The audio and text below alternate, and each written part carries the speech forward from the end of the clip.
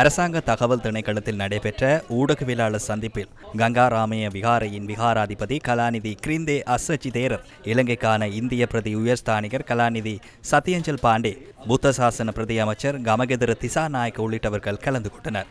எதிர்வரும் பிப்ரவரி 4 முதல் எதிர்வரும் பிப்ரவரி 11 வரை புனித சின்னங்கள் காட்சிப்படுத்தப்பட உள்ளன. இந்திய பிரதமர் மோடி இலங்கை ஜனாதிபதியுடன் முன்னெடுத்த கலந்துரையாடலுக்கு அமைய இந்தியாவின் குஜராத் மாநிலத்தின் அகமதாபாத்தில் இருந்து 125 கிலோமீட்டர் தூரத்தில் உள்ள வரலாற்று சிறப்புமிக்க புராண விகாரையிலிருந்து கண்டுபிடிக்கப்பட்ட புத்த பெருமானின் புனித சின்னங்கள் தற்போது பரோடா தொல்பொருள் நிலையத்தில் பிரதிஷ்டை செய்யப்பட்டுள்ளன. அந்த புனித சின்னங்களை இலங்கைக்கு கொண்டு வந்து இலங்கை மக்களுக்கு அதனை வழிபடும் சந்தர்ப்பம் கிடைக்கப்பெற்றுள்ளது. இலங்கை அரசாங்கம் மற்றும் புத்த சாசன அமைச்சு ஜனாதிபதி செயலகம் ஆகிய இணைந்து நிகழ்ச்சி திட்டம் ஒன்றை முன்னெடுத்துள்ளன. புனித சின்னங்களை காட்சிப்படுத்தும் இடமாகவே கங்காராம விகாரை தெரிவு செய்யப்பட்டுள்ளது. கங்காராம விகாரையின் வருடாந்த நவம்பெரகரா இம்மாதம் 31 மற்றும் 1 நடைபெற்றாலும் நாங்கள் இந்த புனித சின்னங்களை காட்சிப்படுத்தும் நடவடிக்கையை மிகவும் பக்தியுடன் முன்னெடுக்கின்றோம்.